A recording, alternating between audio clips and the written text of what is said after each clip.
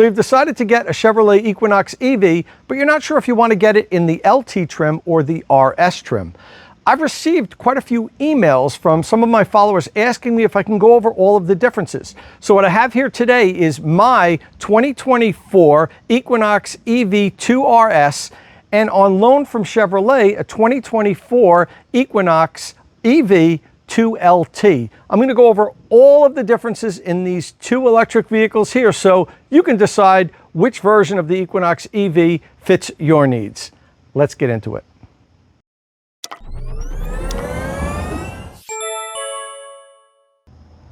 Okay, so first up, let's talk about price. Both of these Equinox are the front-wheel drive versions, not the all-wheel drive versions.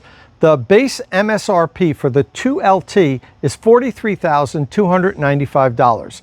The base price for the 2RS is $44,795. It's a difference of $1,500. So what do you get for that $1,500? We're going to talk about that today. First of all, what you don't get is anything different as far as drivetrain. The battery packs are the same. They both have, well, General Motors states the battery pack usable capacity at 85 kilowatt hours. I think we've pretty much proven that. It's more than that. It's closer to 89 kilowatt hours. So you get a little bit more than what GM promises. The driving range on both vehicles is the same. They're both EPA range rated at 319 miles per charge. If you were to get these in the all-wheel drive version, it's about 29 miles less. I think it's 285 miles per charge. Charging wise, again, the same. They both come standard with 48 amp onboard chargers. That's good to charge at about 11.5 kilowatts from AC charging. With DC fast charging, again, it's the same. They have a peak DC fast charge rate of 150 kilowatts. Doesn't hold that very long. These aren't very good fast charging electric vehicles. I have videos out there already if you're interested in really seeing how well the vehicle DC fast charges. It doesn't matter on the trim, LT or RS, it's going to charge the same.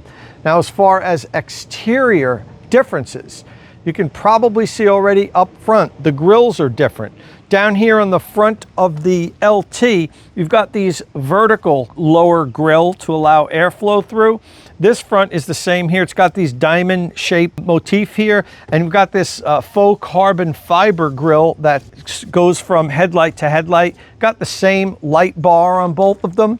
And this is the same with the same carbon fiber accent here, except down here on the bottom, you'll notice there's triangular airflow grills here. That's the big difference between the two. And then the RS also has this other secondary spoiler down here for really pretty much just for aesthetics. You don't get that on the LT though. You just have this sort of blacked out piece of plastic here, a little bit less dramatic. This looks a little bit sportier. And then of course you have the RS badging on the front in red that gives it a little bit of a aggressive look to it. But that's really all you get is looks.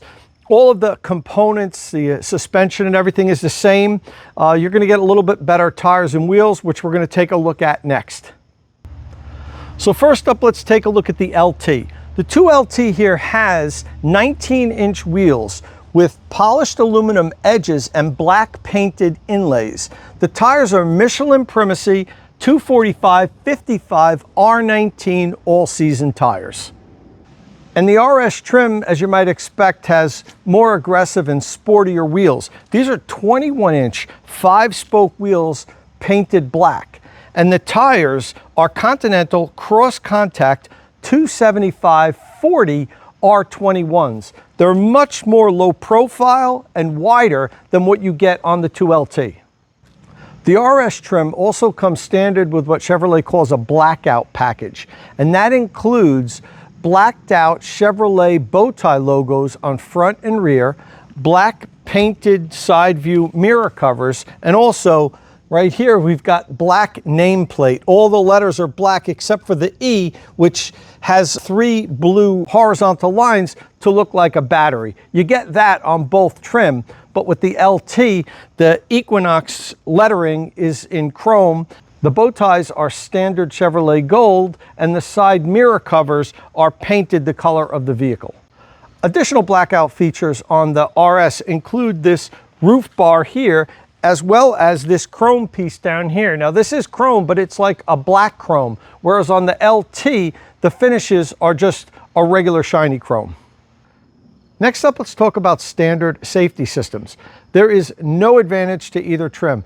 All versions of the Equinox EV come with a long list of standard safety features, including forward collision alert, 8 years of OnStar remote access, rear park assist, rear cross traffic braking, traffic sign recognition, reverse automatic braking, which in my opinion is a little too aggressive. Sometimes when I'm backing up, it stops short when I don't want it to, but hey, I guess it's better to do that than to hit something or a person. Following distance indicator, which I actually use more than I thought I would, a high definition surround vision, and blind zone steering assist, in addition to other safety features. So it's got a long list of standard safety features, regardless of which trim you get. So now let's take a look at the differences on the interior of the Equinox. When you open up the hatch of the 2LT and lift up the rear floor, you'll find a tire inflator kit, which you will not find in the 2RS. And that's because the Continental tires on the 2RS are run flat tires, whereas the Michelin premises found on the LT are not.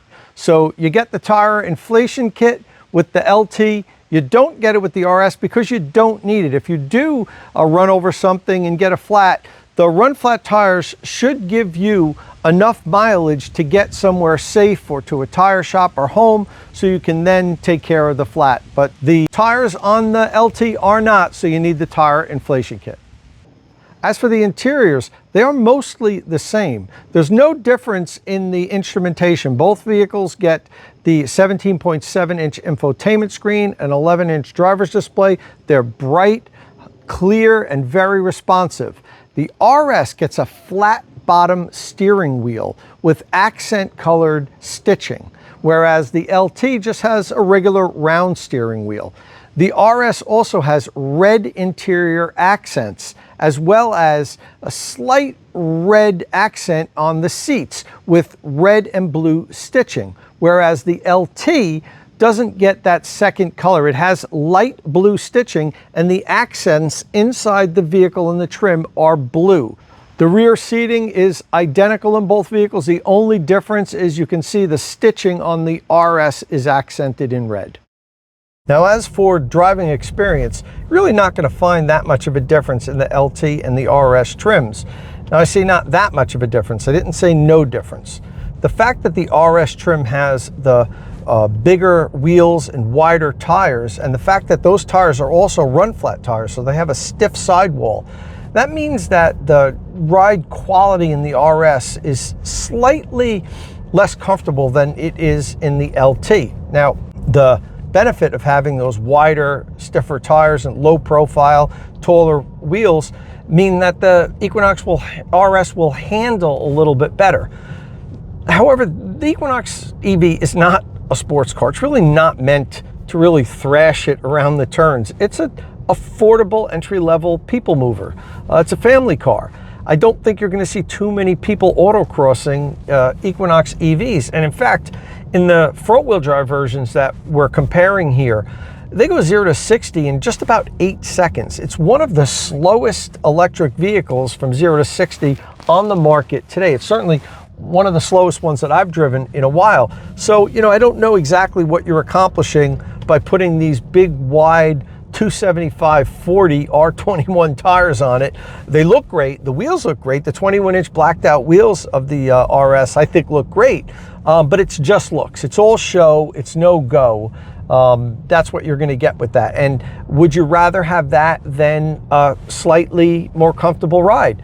Now, I have noticed that the LT does drive a little bit softer. It could be the tires, the fact that they're not run flat tires. Run flat tires have stiffer sidewalls. They're typically a little bit stiffer, but I had my wife drive both vehicles and she couldn't tell the difference, and she's usually dialed into that. She's complained about our Rivian R1S since day one. She thinks it's a very bumpy, stiff ride compared to our 150 Lightning. So it's not like she's a total novice with this, but you know, I drive all the electric vehicles available today. I get that opportunity to really compare them, and I think I'm a little bit more in tune to ride quality than the average person. Will the average person notice the difference? I don't know.